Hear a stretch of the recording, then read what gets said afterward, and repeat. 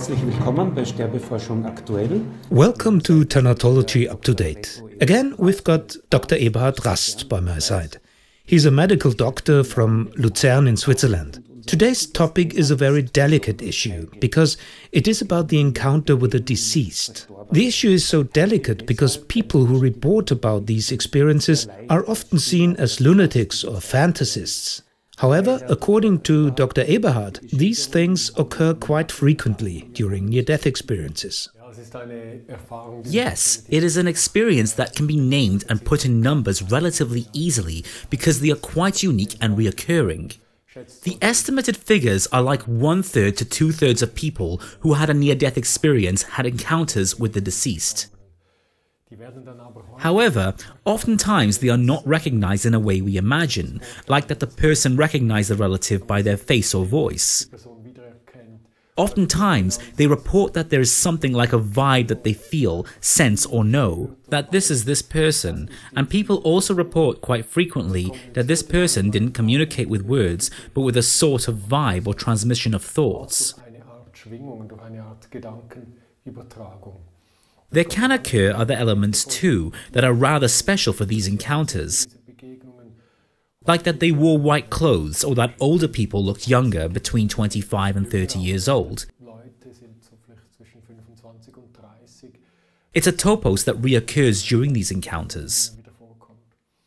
And the job of these relatives is mostly to welcome the people who are having a near-death experience, to lead them towards something, teach them something, or give them something.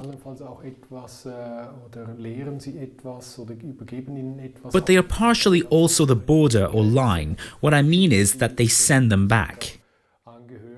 There are also relatives and people who are close to them, who've got to take up a job that isn't so comfortable because sometimes they have to force them and be strict. Your time hasn't come yet, you have to go back again. For certain aspects of near-death experiences, such as experiencing a tunnel or an out-of-body experience, you can find particular models of explanation. We've partially talked about these models. What about the encounter with the deceased? Have there been explanatory approaches that are convincing?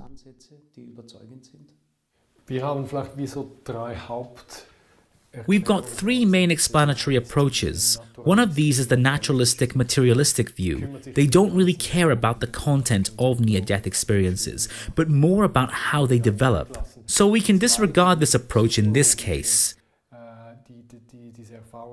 The second approach is the psychological one, that tries to explain this question as a psychological expectation.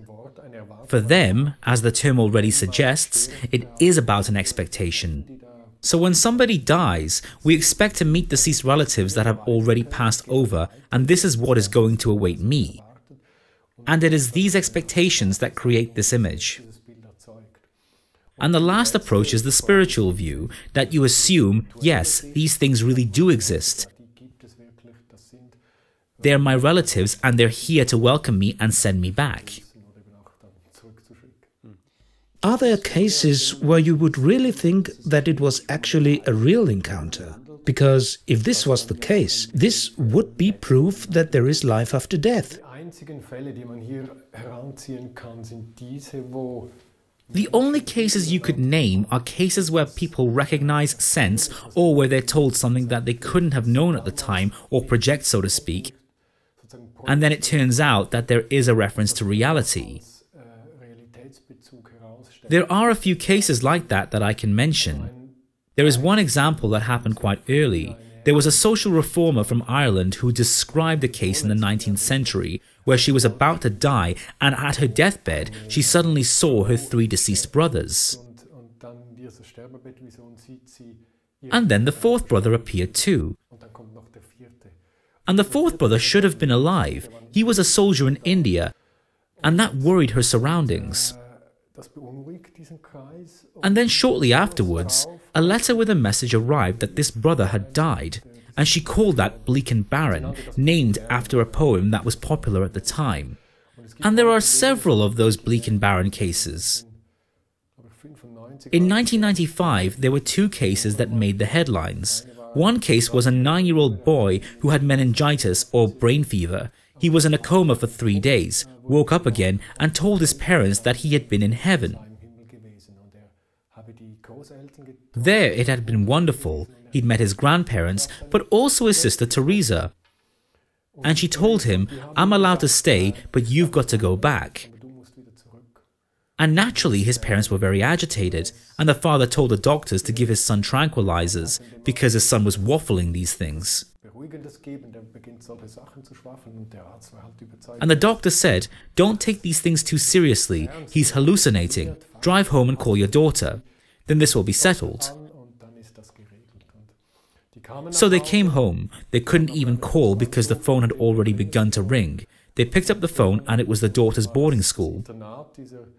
And they said, "We've desperately tried to call you since yesterday. Your daughter passed away yesterday." And you can find similar cases where small children talk about siblings. They even mention names. There was such a case in 1995 as well, where a small child met a girl called Olivia that introduced herself as his sister. And the child told her parents about that, and they fell from all clouds because they'd never told her that she used to have a sister that had already passed away. So you can also find 2 or 3 cases like that. Of course, it's very significant what somebody's worldview is, or how you deal with something like that. Is this just a good story for yourself, or is this really reality to you? This is something we've got to keep in the open. In any case, these are very interesting encounters. Dr. Eberhard, thank you very much for this interview.